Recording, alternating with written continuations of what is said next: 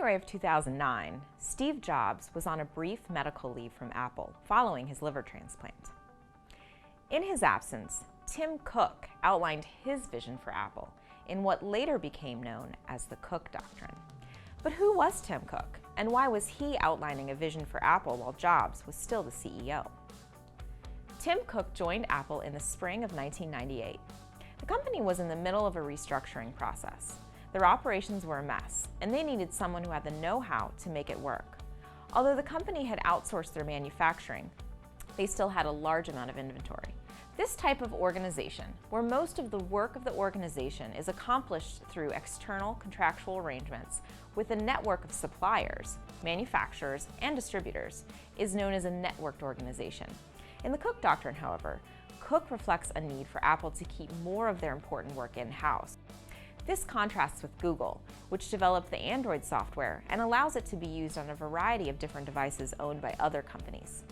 Under Cook's demanding leadership style, Apple's factories began to run so lean that they had almost zero inventory.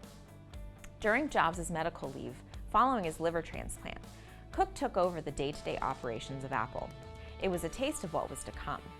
A few months before he passed away in October of 2011, Steve Jobs appointed Tim Cook CEO of Apple.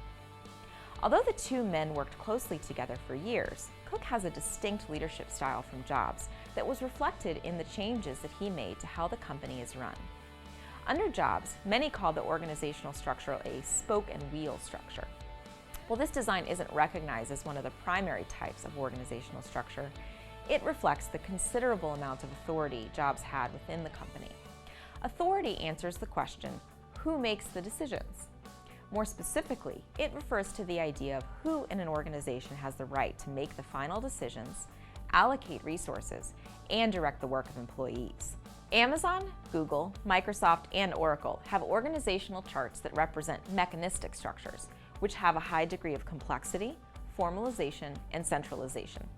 Apple and Facebook, at least in the cartoon, have more organic structures, which are flexible and adaptable, having fewer levels of management, decentralized decision-making, and less direct supervision.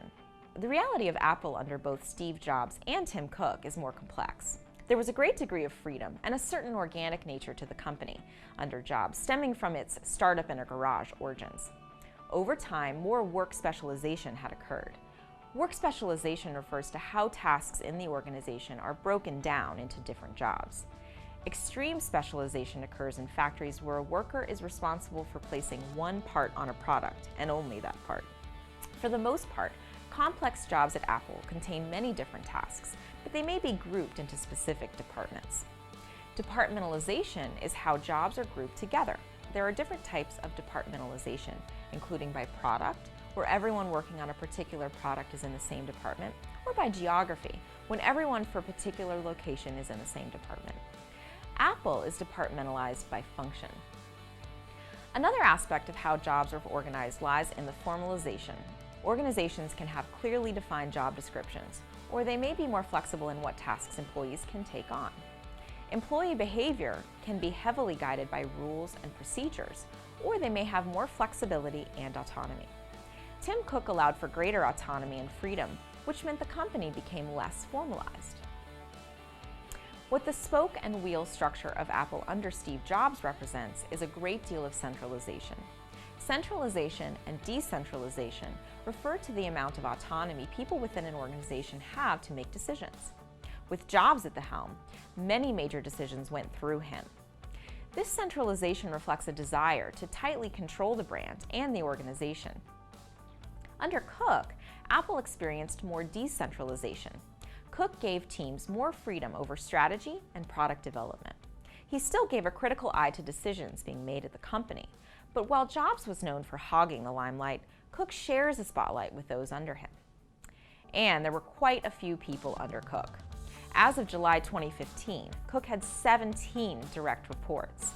This span of control, the number of employees a manager oversees, determines how many layers of management an organization has. If a manager has a small span of control, then the teams are smaller and may work together better. This means an organization will be taller with many management layers. Although this allows for managers to have closer contact with their employees, it can also be expensive as the organization will need to hire and pay for more managers. Larger spans of control are less expensive, requiring fewer managers.